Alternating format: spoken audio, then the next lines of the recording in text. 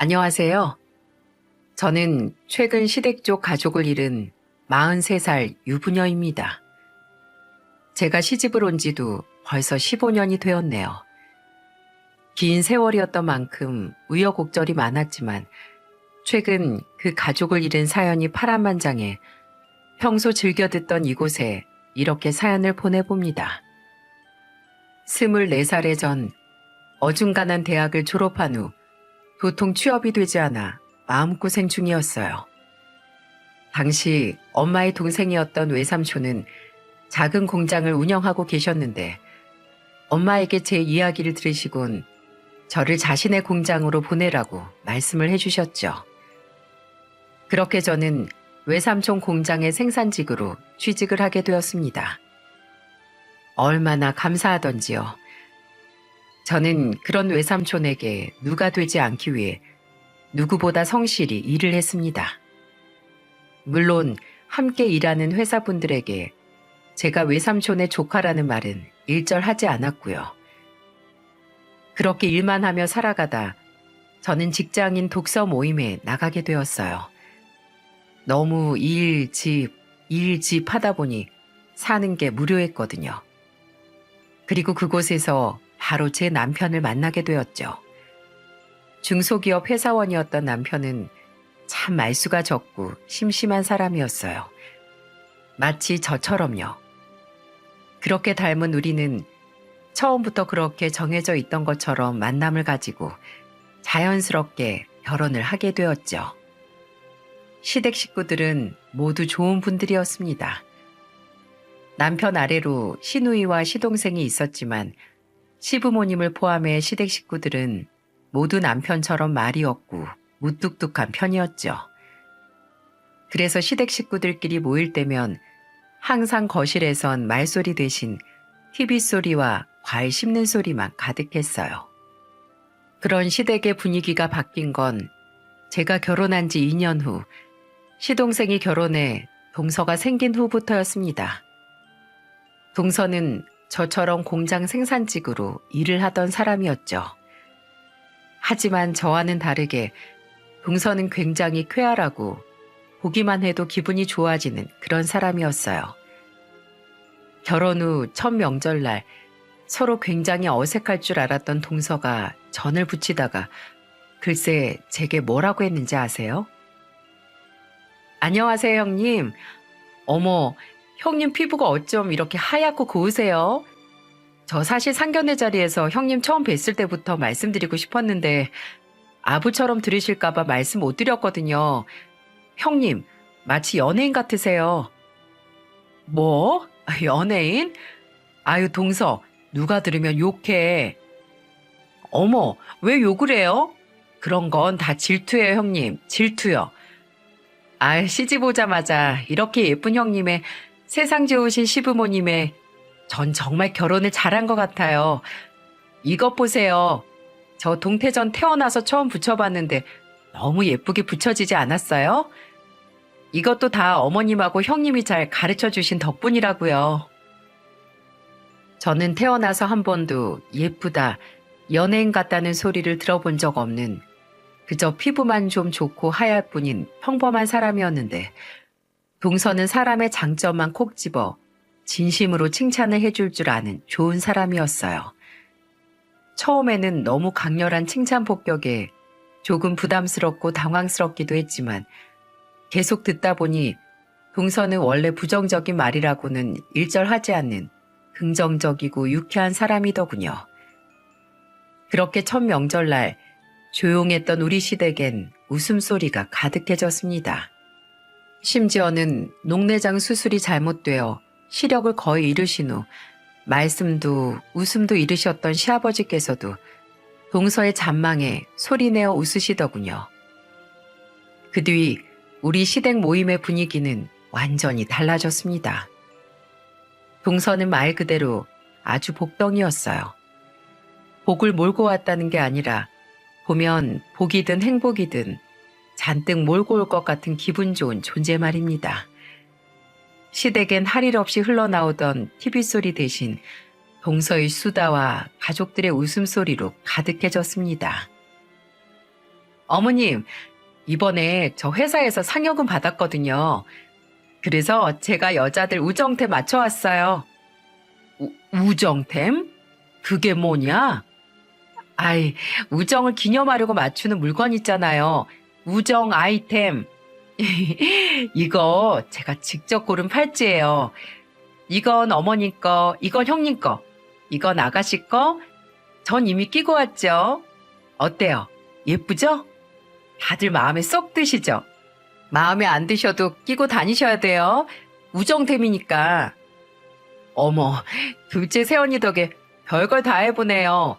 그죠, 첫째 새언니? 그러게요. 고마워, 동서.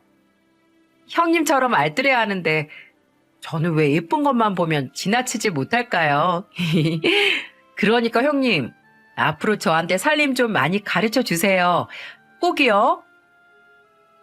저 워낙에 내성적이라 친한 친구도 별로 없었거든요. 당연히 우정템이란 것도 처음이었죠. 그날 집으로 돌아와서 그 팔찌를 얼마나 들여다봤는지 몰라요. 오죽했으면 남편이 자기 대신 그 팔찌를 끌어안고 자지 그러냐면서 그만 보고 자라고 핀잔을 다 주더군요.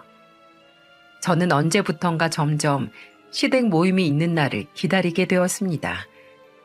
용기가 없어 동서에게 차마 먼저 만나자고 연락을 하진 못했지만 시댁 모임에 가서 동서를 만날 때면 친한 친구를 만나는 것처럼 그렇게 즐거울 수가 없더라고요. 물론 동서를 좋아하고 기다리는 건 저뿐만 아니라 시댁 식구들 모두 마찬가지였습니다. 비록 결혼 후 먼 지방으로 내려간 시누이는 자주 함께하지 못했지만 동서와 종종 통화를 하는 듯 했고요. 게다가 친정아빠가 계시지 않았던 동서는 유독 시아버지께 매우 살갑게 굴었습니다. 아버님, 해보세요. 제가 사과를 토끼 모양으로 깎았거든요. 이게 제일 잘 깎은 거라 특별히 아버님께 제일 먼저 드리는 거예요. 야, 아유, 가족들 다 보는데 창피하게. 시아버지는 부끄러워하시면서도 동서의 애교에 못 이기는 척 동서의 말을 다 따라주셨고 낯선 그 모습을 보던 저와 시댁 식구들은 그만 참지 못하고 웃음을 터뜨리고 말았죠. 세상에, 아버님 옷대 좋으신 것 좀 봐. 당신, 아버님은 이렇게 뭘 입으셔도 모델핏이신데 당신 분발해야겠어. 그죠, 아버님? 아이구야, 둘째 너 내가 눈이 잘 안 보인다고 놀리는 거지? 어머, 아버님, 무슨 그런 서운한 말씀을 하세요. 아버님은 제가 아는 중년 남자 중에 최고로 멋진 분이신데요. 물론 어머님이 다 아버님 관리를 잘해주셨으니까 가능한 일이겠지만요. 참, 그러네. 당신이 아니라 내가 분발해야겠구나, 어머님처럼. 어머님, 저 열심히 할게요. 아유, 우리 둘째 며느리 말만 들으면 세상에 못난 사람이 없겠어. 내가 이 재미없는 집안에 시집 와서 평생 삭막하게 살 줄 알았더니 늙음하게 둘째 덕에 웃음이 마를 날이 없구나. 아이고, 그렇다고 첫째야, 내 말 서운하게 듣지 마라. 이게 다 첫째 며느리 네가 든든하게 둘째 뒤에 있으니 집안이 평화로운 게야. 시어머니는 동서 칭찬을 하다가 갑자기 제가 서운해할까봐 신경이 쓰이셨나 보더라고요. 저는 빙그레 웃으면서 고개를 가로저었죠. 저 서운해 안 해요, 어머님. 저도 동서가 우리 가족으로 들어와서 너무 좋은걸요. 전 요새 시댁 모임에 올 생각만 해도 집에서부터 웃음이 나요. 정말이에요. 우리 며느리들이 서로 이렇게 사이가 좋으니 내가 더 이상 바랄 게 없구나. 집안에 사람을 정말 잘 들였어. 우리 아들들이 아주 복이 많아. 그렇게 행복한 시간들 속에 저와 남편은 아들 하나, 딸 하나를 낳게 되었습니다. 시동생 부부는 왜인지 아이가 영 들어서질 않았지만 동서는 태연하게 이렇게 말하더군요. 아이가 오고 싶으면 오겠죠. 그리고 저 이이랑 둘이 사는 것도 이렇게 행복한데 아이까지 생기면 너무 분에 넘치는 행복을 받아서 벌을 받을지도 몰라요. 나중에 시어머니께서 제게 조심스럽게 말씀해 주시길 사실 시동생 쪽의 문제로 아이가 생기지 않았던 거더라고요. 동서는 그런 이야기를 일절 꺼내지 않았지만은요. 자신의 아들의 허물을 그렇게 감싸주는데 어떤 부모가 그런 며느리를 더 예뻐하지 않겠습니까? 저와 남편 또한 동서의 깊은 마음 씀씀이에 감탄했죠. 그렇게 평화로운 시간이 평생 지속됐으면 좋으련만 동서가 결혼한 지 5년 후 불행은 갑자기 찾아왔습니다. 그날은 비가 아주 많이 내리던 덥고 습한 여름날이었어요. 아이들은 모두 잠이 들었고 남편과 저는 부엌에서 맥주를 한 캔씩 마시고 있었죠. TV도 틀지 않아 조용했던 거실에 음산한 진동 소리가 우웅하며 울려 퍼지더군요. 저는 갸웃하며 소파 위에 놓인 휴대폰을 가지러 일어났습니다. 이 시간에 누구지? 내 거가 아니고 당신 휴대폰이네. 여보, 여기 전화 좀 받아봐. 서방님인데? 걔가 이 야밤에 무슨 일로 전화를 했지? 여보세요? 갑자기 울린 시동생의 전화를 받은 남편은 표정이 점점 굳어져 갔어요. 저는 무슨 일이 생겼나 싶어 긴장된 마음으로 남편의 통화가 끊기길 기다렸죠. 알았다. 지금 바로 갈게. 남편은 이 한마디를 끝으로 시동생과의 통화를 끊었습니다. 그리고 제겐 아이들과 함께 나갈 채비를 하라고 하더군요. 당신 장모님께 전화드려서 지금 애들 좀 맡기러 간다고 말씀 좀 드려줘. 이 시간에? 갑자기? 불안하게 왜 그래? 서방님이 뭘 하시는데? 재수 씨가 교통사고를 당해서 지금 급하게 수술에 들어갔대. 뭐? 교통사고? 나도 잘 몰라. 일단 얼른 애들 맡기고 병원으로 가자. 남편의 말에 저는 너무도 놀라 더 묻지도 못한 채 친정엄마에게 전화를 했습니다. 그리곤 칭얼거리는 아이들을 억지로 깨워 친정에 맡긴 저와 남편은 동서가 수술을 받고 있다는 대학병원으로 향했죠. 수술실 앞에 도착하니 이미 시부모님과 시동생이 수술실 앞 의자에 초조하게 앉아 있더군요. 저와 남편은 다급하게 달려갔습니다. 서방님, 이게 도대체 다 무슨 일이에요?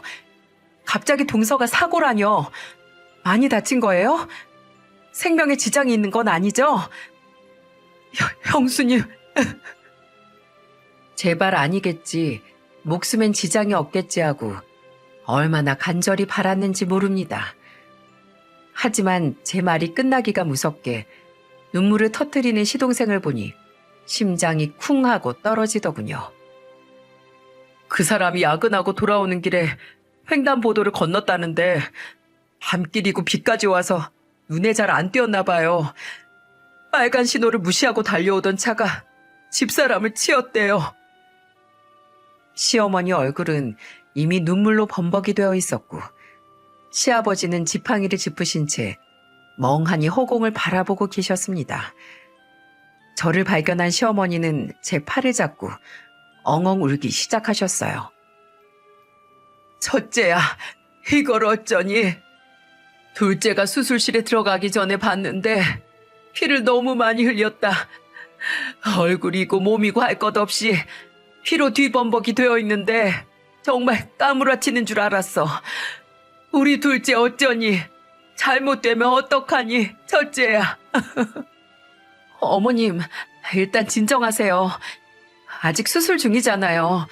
수술 잘 끝날 거예요. 네? 동서 씩씩한 사람이잖아요. 아무 일 없을 거예요. 그렇게 몇 시간을 수술실 앞에서 기다렸는지 모릅니다. 1시간이 1년, 아니 10년처럼 느껴졌어요. 수술 시간이 길어질수록 시어머니와 시동생의 흐느끼는 소리가 점점 커져갔죠. 동서는 결국 수술이 끝난 후 혼수 상태에 빠졌습니다. 언제 숨이 멈춰도 이상하지 않으니 가족들을 부르라는 의사의 말이 왜 그렇게 매정하게 느껴지던지요. 서방님과 남편 그리고 저와 시부모님은 3일 내내 아무도 병원을 떠나지 않았어요. 혹여 잠깐 집에 씻기라도 하러 간 사이에 동서에게 무슨 일이 생길까 봐서요. 저는 남편의 손을 붙잡고 미친 사람처럼 중얼거리며 기도를 했죠. 하나님, 부처님, 예수님, 아니 그냥 아무 신이나 좀 들어주세요. 우리 동서 좀 살려주세요. 세상에 저렇게 천사 같은 사람이 어디 있나요? 먼저 하늘로 데려갈 거면 사고를 낸 그놈을 데려가시지. 왜 우리 착한 동서를 데려가려고 하세요? 우리 동서 살려주시면 제가 앞으로 교회도 나가고 절도 다닐게요. 헌금이든 시주든 듬뿍 하고 평생 감사하는 마음으로 살게요. 제발요. 계속해서 중얼거리는 저를 말리는 사람은 아무도 없었습니다. 시아버지는 눈물만 뚝뚝 떨구시며 동서의 손을 멍하니 어루만지고만 계셨고, 시어머니는 그런 시아버지 옆에서 아이고 아이고 하고 가슴을 치며 흐느끼다 말다를 반복하셨죠. 남편은 힘들어하는 시동생 옆을 묵묵히 지키고 있었고요. 그렇게 동서가 깨어나지 않은 지 3일째 되던 날이었어요. 아이고 형경아, 이게 무슨 일이냐. 엄마 왔다. 엄마가 왔어. 당시 뇌출혈로 쓰러진 후 몸 절반이 마비가 되어 지방의 요양병원에 계셨던 동서의 친정어머니가 간병인의 도움을 받아 병원으로 오셨더군요. 그것도 힘들게 휠체어를 타신 채로요. 동서의 어머니는 병실에 들어서자마자 한쪽이 마비된 입으로 힘겹게 동서를 부르며 눈물을 쏟아내셨습니다. 시어머니께선 그런 동서의 어머니에게 달려가 손을 잡고 엉엉 우셨죠. 아이고, 사돈, 우리 형경이 괜찮은 거지요? 네? 시어머니께선 차마 대답을 못하시곤 그저 눈물만 하염없이 흘리셨습니다. 이후 몇 시간 뒤 뒤늦게 도착한 신운의 부부마저 침대에 누워있는 동서를 보고 눈물을 왈칵 터뜨리더군요. 그리고 신우 부부가 도착한 지 1시간쯤 지났을 때 동서는 가늘고 힘겨운 싸움을 마치고 결국 생을 마감하고 말았습니다.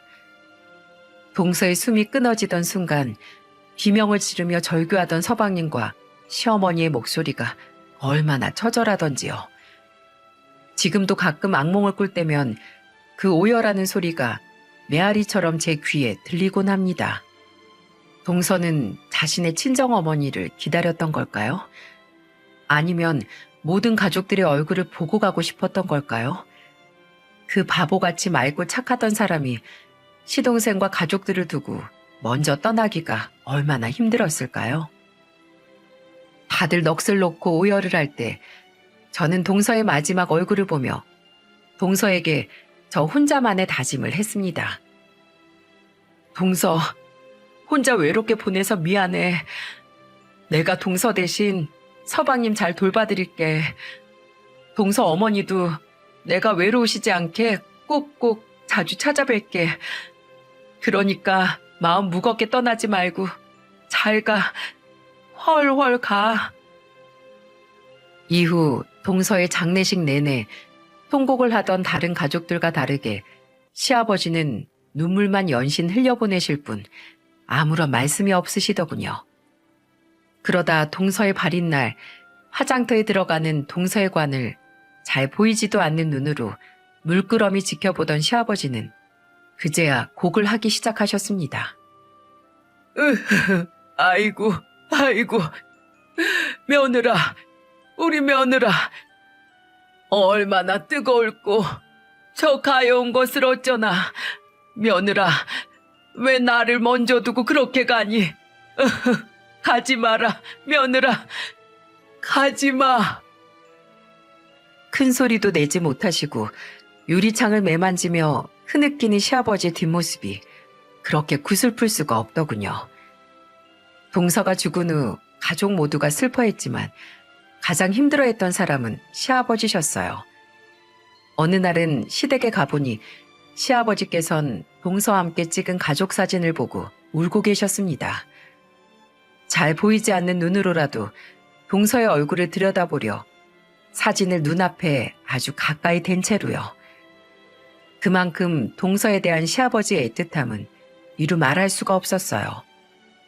이후 저는 동서에게 한 약속대로 쉬는 날이면 왕복 5시간이 걸리는 요양병원을 오가며 동서의 어머니를 자주 찾아뵙고 동서 대신 말동무가 되어드렸습니다. 3년 뒤 결국 노쇠하신 동서의 어머니의 임종까지 시동생과 함께 곁에서 지켜보았죠. 동서의 친정 어머니가 돌아가시던 날 저는 동서 어머님의 손을 꼭 잡고 그동안 많이 힘드셨으니 이제 동서 곁으로 가서 편히 쉬시라고, 그리고 동서에게 제가 참 많이 보고 싶어 한다고 꼭 좀 전해달라고 속삭였습니다. 야속한 시간은 그렇게 속절없이 흘러갔어요. 저와 시댁 식구들은 힘들게나마 조금씩 아픔을 이겨내고 있었죠. 시간이 약이라는 옛말이 정말 맞더라고요. 우리는 더디게나마 일상을 찾기 시작했습니다. 그렇게 살다 보니 동서가 세상을 떠난 지 어느덧 벌써 7년이 되었더군요. 일상의 변화는 어느 날 갑자기 찾아왔어요. 바로 시동생이 재혼을 하겠다며 시댁 모임에서 폭탄 선언을 한 거예요. 재혼이라고요, 서방님? 시댁 식구들 모두 많이 놀라긴 했지만 이내 다들 그저 고개만 끄덕일 뿐 별다른 말을 하지 않더라고요. 저 또한 마찬가지였죠. 다들 동서를 너무도 아꼈던 터라 동서의 자리를 대신할 사람이 생긴다는 게 달갑진 않았겠지만 또 한편으론 아직 젊은 시동생이 언제까지고 혼자 살 수도 없는 노릇이니 반대할 수도 없고 다들 저처럼 이렇게 복잡한 심정이었을 겁니다. 그렇게 다들 심란한 마음을 아는 채 시동생의 상견례 날이 되었어요. 함께 가자는 시어머니의 말에 저도 단정한 차림으로 따라 나섰죠. 그곳에서 처음 본 새로운 동서는 뭐랄까 예쁘긴 한데 전 동서와 다른 의미로 굉장히 강렬했습니다. 글쎄 분명 단정해야 할 상견례 자리에 어울리지 않는 짧은 치마를 입고 새빨간 립스틱까지 바르고 왔더라고요. 모르는 제가 봐도 쟤 좀 놀았겠구나 싶더라고요. 하지만 그 여자의 강렬함은 겉모습이 끝이 아니었답니다. 형님 되실 분? 안녕하세요. 저를 처음 봤을 때부터 그 여자는 뭔가 못마땅한 표정이더군요. 처음엔 제 착각이겠거니 하고 넘겼지만 그게 제 착각이 아니라는 건 금방 알 수 있었습니다. 상견례가 끝난 후 화장실에서 마주친 그 여자가 저를 위아래로 훑어보며 글쎄 뭐라고 했는지 아세요? 결혼하면 제가 형님이라고 불러야 되죠? 네, 그렇죠. 잘 지내봐요, 우리. 나랑 잘 지내고 싶으시면 우리 서열 정리는 확실히 하죠? 우리 동갑이라고 들었는데 제가 형님이라고는 불러드릴게요. 근데 나이도 같은데 서로 위아래가 있긴 좀 그렇지 않아요? 그냥 반말 존댓말 반씩 섞어서 서로 말하자고요. 알았지, 형님? 저는 아직도 그때의 일을 생각하면 너무 당황한 나머지 한마디 대꾸도 하지 못한 제 자신의 입을 찰싹찰싹 때려주고 싶습니다. 제가 하도 어안이 벙벙해 입을 떡 벌리고 있자 그 여자가 바르던 립스틱을 핸드백에 넣으며 이렇게 말하고 나가더라고요. 나 먼저 나가요, 형님. 생긴 것도 띠라게 생겨가지고 뭘 멍청하게 입을 벌리고 있어. 띠라다니요. 저 태어나서 저런 저속한 말은 정말 처음 들어봤습니다. 그것도 처음 만난 사람한테요. 제가 뒤늦게 정신을 차리고 밖으로 나갔을 때 그 여자는 이미 자기 식구들과 차를 타고 먼저 집으로 가버렸더군요. 이후 시부모님과 남편은 뭔가 그 여자를 탐탁지 않아 했지만 뭐 40이 넘은 시동생이 자기가 좋다는데 뭐라고 말리겠어요? 저 또한 처음엔 정말 그 여자는 아닌 것 같아서 시동생을 말리려고 했지만 그 여자를 보며 동서가 죽은 이후 오랜만에 밝은 미소를 짓는 시동생을 보자 마음이 약해지더군요. 그래서 그냥 한숨 한번 쉬고 속으로 싫은 소리를 삼켜버렸네요. 뭐 저렇게 싸가지가 없어 보여도 시동생한텐 잘하니까 재혼까지 한다고 했겠지. 시동생한테만 잘하면 되지 하고 애써 생각하면서요. 이후 시동생과 그 여자, 그러니까 새 동서는 각자 양가 친지만 모시고 조촐한 결혼식을 올렸습니다. 알고 보니 새 동서도 재혼이었다고 하더라고요. 그리고 한동안 새 동서와 만날 일이 없다가 대망의 첫 명절이 되었습니다. 저는 내성적인 저에게 먼저 살갑게 다가와줬던 이전 동서가 떠올랐어요. 그래서 이번엔 아무리 제게 싸가지 없이 굴었어도 이제 시동생의 아내가 된 동서를 손이 사람으로서 제가 먼저 다가가 챙겨야겠다고 마음을 먹었죠. 하지만 동서는 그런 저의 다짐을 아주 물거품을 만들어버리더군요. 아, 힘들어. 하루 종일 앉아서 진상대 상대하려니까 너무 힘들어요, 어머님. 저 좀 방에서 쉬어도 되죠? 일은 너만 하니? 네 형님도 하루 종일 서서 얼마나 힘들게 일하는데 저렇게 아무 소리 않고 전부 지고 있잖니.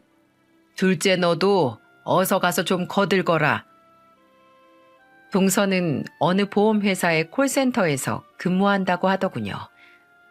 저도 콜센터에서 일을 하던 지인이 있던지라 콜센터 일이 얼마나 고되고 힘든지 알고 있었습니다. 그래서 제 딴은 나름 그런 동서를 배려한답시고 이렇게 말했죠. 아니야, 동서. 그냥 쉬어.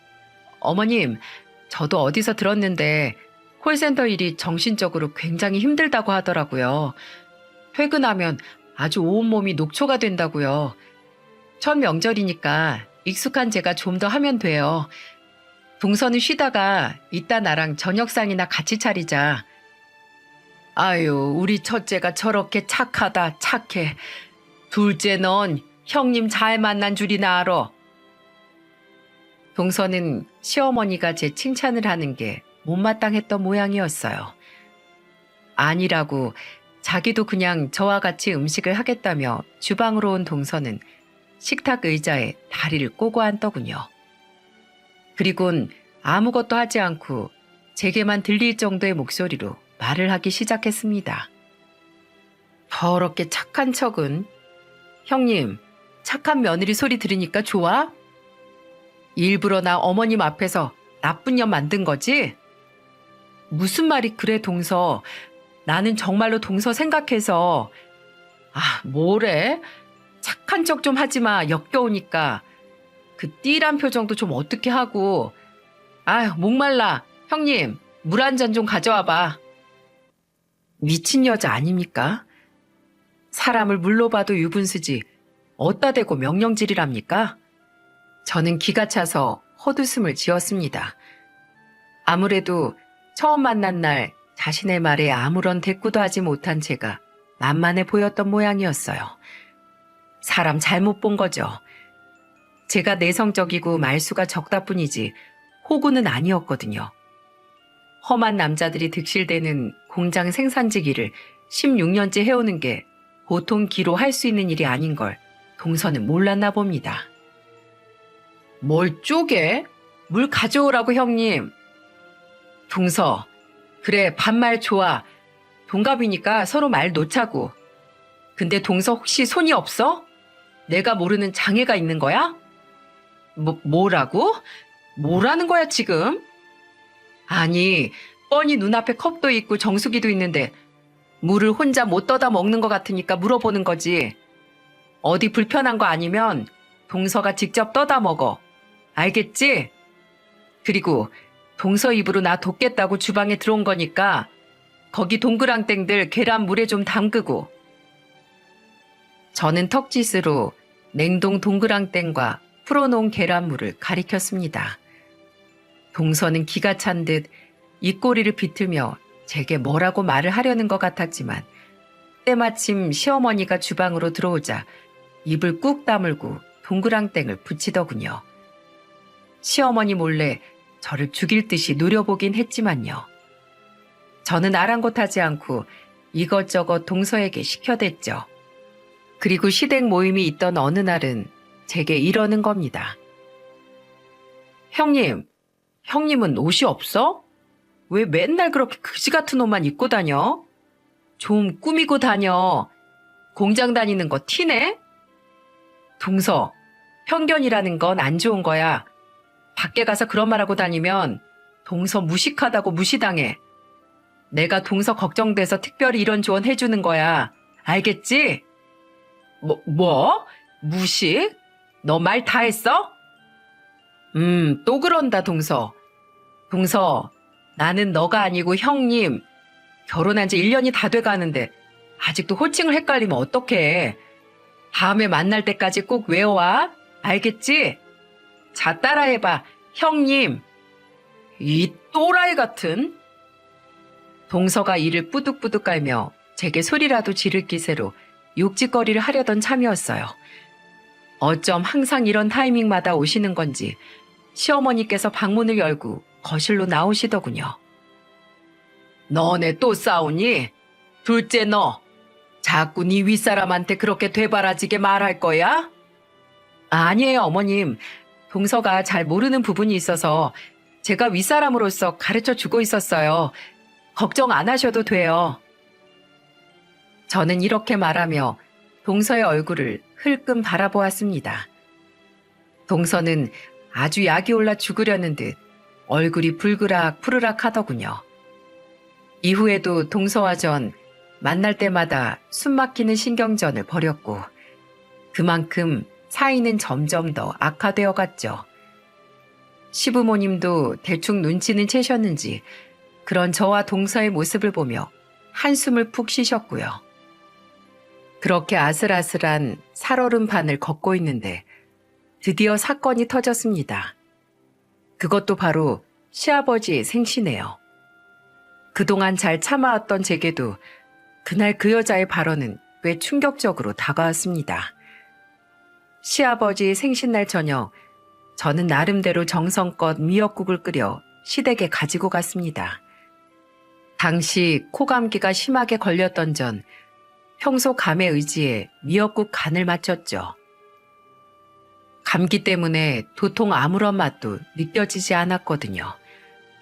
그렇게 미역국을 시댁에 가져가 한 번 더 끓이고 있는데 동서가 제 옆으로 와 숟가락을 들고 제게 아무런 말도 없이 미역국을 한 입 떠먹더군요. 그런 다음 동서는 아주 몰상식한 행동을 하더군요. 아우, 왜 이렇게 짜? 바로 인상을 확 찌푸리며 입에 머금었던 미역국을 그대로 싱크대에 퇴하고 뱉어버린 거예요. 민망해진 전 황급히 미역국을 다시 먹어보았죠. 여전히 아무런 맛도 나지 않았지만은요. 저는 급한 대로 정수물을 더 받아 미역국에 부으며 변명을 했습니다. 그렇게 짜? 평소대로 간한 건데 내가 간을 잘못 맞췄나 보네. 간 다시 해야겠다. 하지만 동서는 그날 아주 작정을 했는지 제게 아주 모욕적인 말을 내뱉더군요. 바로 제가 제일 싫어하는 직업 비하적인 말이요. 저는 정말 태어나서 그렇게 못된 여자는 처음 봤어요. 평소에 자기가 형님이니 윗사람이니 교육이고 어쩌고 하더니 미역국 하나 제대로 못 끓이면서 형님은 무슨 형님? 형님, 공순이들은 간도 잘 못 맞추나 봐? 아유, 이러니까 무식한 공순이들이랑 놀아주면 안 돼. 뭐 잘하는 거 하나도 없이 잘난 척만 더럽게 하고. 형님, 그거 다 자격지심인 거 알지? 추하다, 추해. 아니, 도대체 공장 다니면 무식하다는 말은 어디서 주워 들은 말이랍니까? 무슨 옛날 고리적 이야기도 아니고 저도 나름대로 대학까지 졸업한 사람인데요. 그리고 설사 대학을 나오지 않았다고 한들 그게 대수입니까? 요즘 세상에? 공장 다니는 사람이 잘난 척하면 자격지심 부리는 거라는 말은 제가 16년 공장 생활을 하면서 처음 들어봤습니다. 제가 하도 어이가 없어서 한마디 하려던 찰나였어요. 저와 동서 등 뒤에서 시어머니가 고함을 치시며 등장을 하시더군요. 뭐? 공순이? 얘가 보자 하니까 둘째 너 지금 실수한 거다. 어머님, 그게 너는 뭐 벌면 얼마나 벌길래 첫째를 무시해? 너 얼마나 버는데? 쟤 벌이가 뭐가 중요해요? 얼마 버냐고? 200 조금 넘게요. 200? 너 그렇게 무시하는 공장 다니는 첫째가 적어도 네 3배는 넘게 벌 거다. 예? 3배요? 동서는 놀란 눈을 꿈뻑거리며 저를 쳐다보더군요. 저는 아무 말 없이 인상을 쓰고 동서를 쳐다보기만 했죠. 조금 전 동서의 말에 정말 오만정이 다 떨어져 아무 말도 섞고 싶지 않았거든요. 그러거나 말거나 시어머니는 정말 따발총처럼 말을 따다다다 쏘아대기 시작하셨습니다. 3배든 4배든 너보다는 훨씬 잘 벌어. 너 얘가 다니는 회사가 누구 건지는 알아? 얘네 외삼촌 거야. 게다가 직업에 귀천이 없고 버는 액수가 다가 아니라지만 첫째 얘는 그 회사만 16년을 다녔다. 너 한 곳에서 그렇게 오래 일할 수 있어? 결혼 생활도 오래 못해서 지금이 벌써 3번째인 주제에 누가 누굴 무시해? 어머님, 제 이혼 얘기가 지금 여기서 왜 나와요? 내가 너네 결혼한다고 할 때 우석이 걔를 얼마나 말렸는지 모르지? 우리 우석이야 사별해서 어쩔 수 없었다 치지만 이혼을 1번도 아니고 2번이나 한 여자라길래 내가 도시락을 싸가지고 다니면서 말렸다.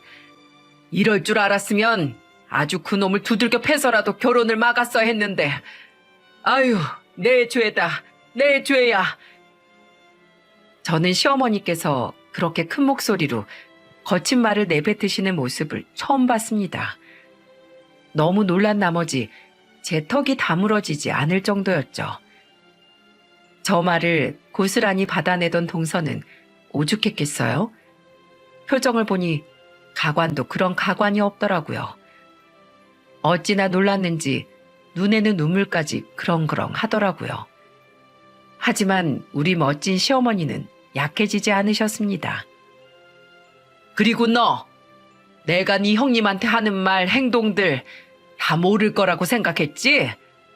내가 이런 말까지는 안 하려고 했는데 우석이가 전철을 그렇게 보내고 나서 처음 데려온 여자라. 그래도 내 아들 아내라고 첫째 얘랑 차별 안 하고 똑같이 예뻐해 주려고 애써 참아준 거야. 그러다 듣다 더 이상은 못 들어줄 것 같을 때 모르는 척 니들 사이에 끼어든 거고. 알아? 근데 넌 도저히 안 되겠다. 안 되겠어. 너는 아주 싹수가 글러먹었어. 둘째 너, 이따가 저녁 먹고 설거지 혼자 다 해. 네 형님은 시애비 생일이라고 미역국까지 끓여왔는데 너는 불평불만 빼고 도대체 한 게 뭐가 있어? 네? 아니 어머님, 식구가 몇인데 그 많은 걸 제가 다 해요? 그리고 왜 그렇게 형님만 예뻐하세요? 제가 뭘 그렇게 잘못했다고요. 형님도 평소에 저한테 얼마나 못되게 말하는데요. 너랑 얘기하다 보면 부처님도 이를 갈고 이 새끼 저 새끼 하실 거다. 첫째가 그나마 점잖아서 그동안 널 참아준 줄이나 알아. 너 이따 설거지 싹 다 안 해놓으면 2번 다시 내 얼굴 못 볼 줄 알아. 알겠어? 저는 씩씩거리는 시어머니를 모시고 주방을 일단 벗어났습니다. 동서는 뒤에 남아 뭐가 그렇게 서러운지 엉엉 울더라고요. 거실로 와서도 시어머니는 시근덕대며 제게 말씀하셨죠.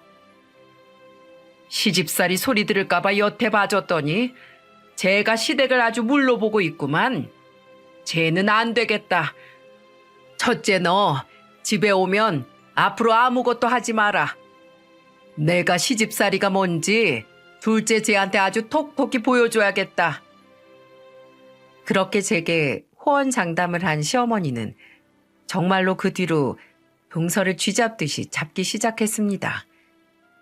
명절이나 조부모님 제삿날엔 저와 가족들은 손도 대지 못하게 하시면서 하기 싫어서 울먹이기까지 하는 동서를 붙잡고 전이니 나물이니 전부 명령조로 시키시더군요.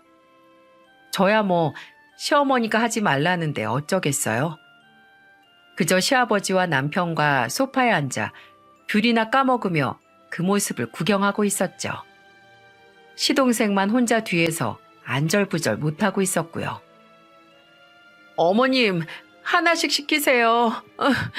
너무 힘들어요, 저. 싫다. 네가 그렇게 무시하던 이 형님은 몇 년을 해오던 건데 넌 왜 못하고 징징거리기만 하니? 네 말 맞다나 네 형님만큼은 해야 될 거 아니야? 잔말 말고 마저 해. 엄마, 이 사람 좀 그만 잡아. 나머지 내가 할게. 넌 썩 나가지 못해? 이 모지리 같은 놈이 어디서 이런 애를 데려와가지고 다 늙은 이 엄마 혈압을 솟구치게 해? 2번 다시 이 집에 발 안 들일 생각이걸랑 날 말리고 아니면 거실로 썩 나가. 꺼져. 저는 저희 시어머니가 그렇게 욕을 잘하시는지 정말 몰랐습니다. 옆에서 연신 한숨을 쉬시는 시아버지 때문에 마음이 조금 무겁긴 했지만 사실 정말 꿀잼이더라고요. 저는 차마 입 밖으로 소리 내지 못하고 마음속으로나마 열심히 시어머니를 응원했죠. 하지만 시어머니의 스파르타식 교육도 그리 오래가지 못했어요. 왜냐면 말이죠. 그로부터 6개월도 채 되지 않아 시동생과 동서가 이혼을 했거든요. 성격 차이였다고 하는데 나중에 시동생에게 들어보니 사정이 아주 더 가관이었더라고요. 동서, 그러니까 그 여자는 예전에 배우 지망생이었다고 합니다. 어쩐지 얼굴이 엄청 반반했어요. 그 반반한 얼굴에 속아 결혼한 남자들은 이내 그 여자의 실체를 알고 냅다 주랭랑을 쳐버렸던 거죠. 그렇게 그 여자 얼굴에 속은 세 번째 남자가 바로 시동생이었고요. 40이 넘자 더 이상 배우로서의 길은 가망이 없다고 생각했는지 뒤늦게 정신을 차리고 콜센터에 취직을 해서 열심히 살던 와중 소개팅으로 시동생을 만났던 겁니다. 시동생은 얼굴도 예쁜 여자가 자신과 같은 아픈 과거를 가지고 열심히 살아가는 모습을 보니 측은지심이 들었었다고 나중에 이야기하더라고요. 게다가 갑자기 시어머니가 폭발한 이유가 제게 망발을 한 것 이외에도 하나 더 있더군요. 시아버지 생신 며칠 전 연락 없이 시동생의 집에 볼 일이 있어 방문을 했던 시어머니가 충격적인 사실을 알게 되셨던 겁니다. 바로 모든 집안일을 시동생이 전담하고 있었던 거였어요. 요리부터 설거지, 청소와 하다못해 쓰레기 버리기까지 전부 다요. 그 여자는 자기가 시동생에게 부탁할 일이 있을 때만 집안일을 하는 척 정도만 했다고 하네요. 그 사실을 알게 된 시어머니가 뒷목을 잡고 있던 차에 시아버지 생신날의 사건이 터진 거고요. 정말 하나하나 버릴 것 없이 전부 대단했던 여자였습니다. 그러니 시동생의 이혼 소식을 들은 날 시댁 분위기가 어땠겠어요? 아주 다들 쌍수를 들고 환영을 했죠. 우리 남편은 옆에서 박수까지 쳐대더군요. 시동생은 그날 이혼 축하 파티에서 가족 모두에게 사과를 했습니다. 죄송해요. 엄마가 말리실 때 엄마 말씀 들었어야 했는데 제가 잠깐 눈에 뭐가 씌었었나 봐요. 형수님, 저 때문에 그동안 마음고생 많으셨죠?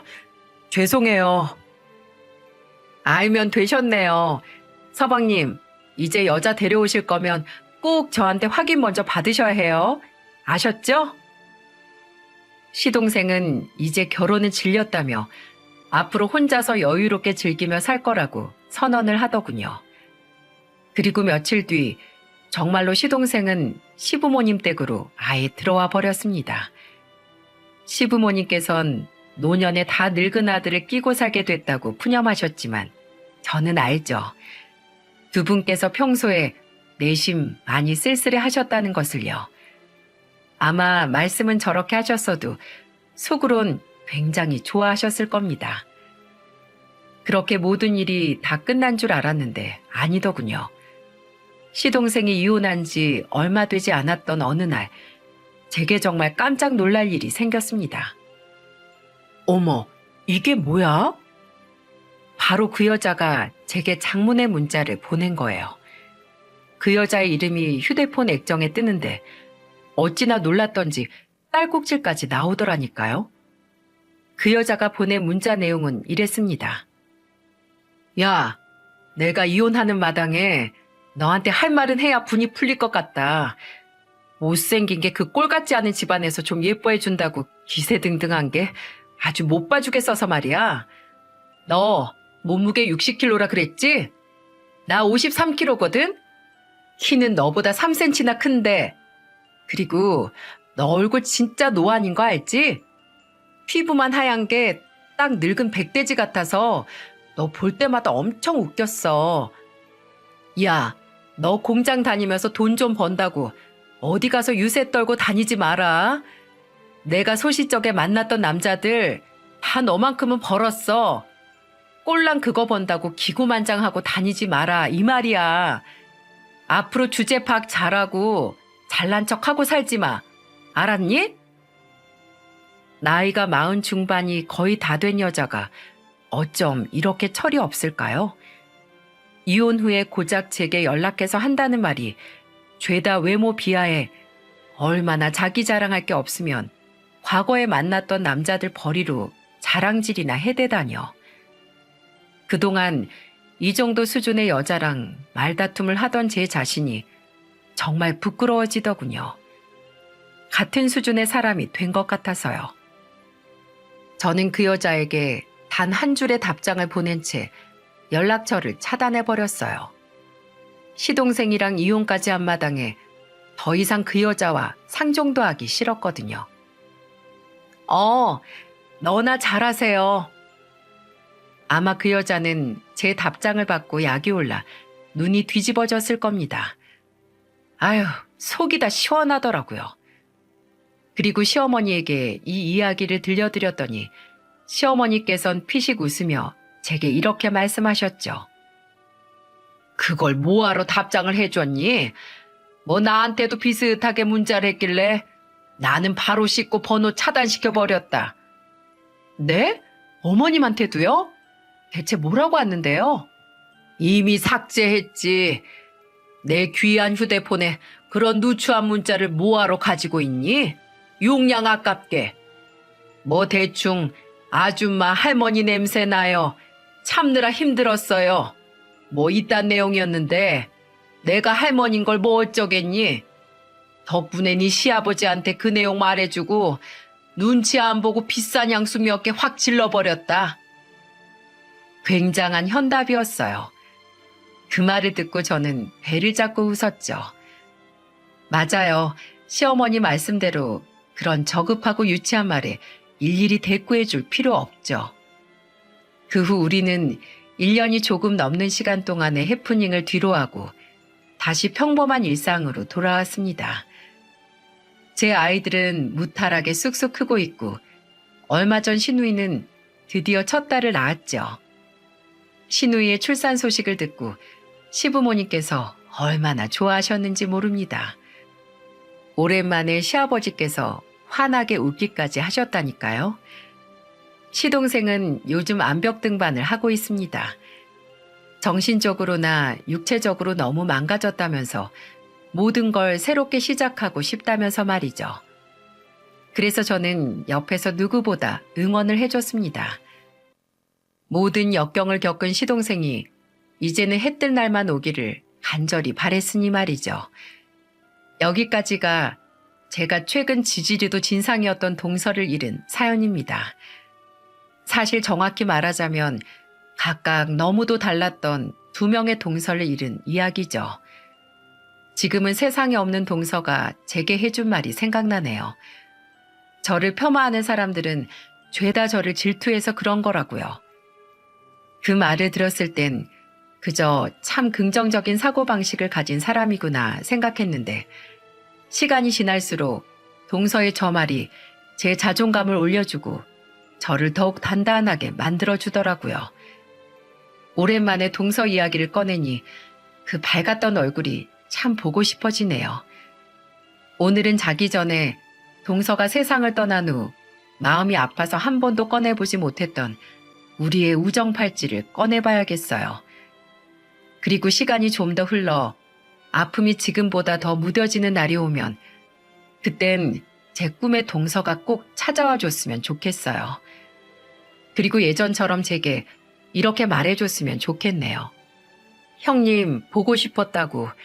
세상에서 제일 멋진 우리 형님, 앞으로도 어떤 일이든 다 멋지게 해나갈 수 있을 거라고 말입니다. 그럼 제 사연을 들어주신 여러분 모두 오늘은 기분 좋은 꿈 꾸셨으면 좋겠습니다. 감사합니다.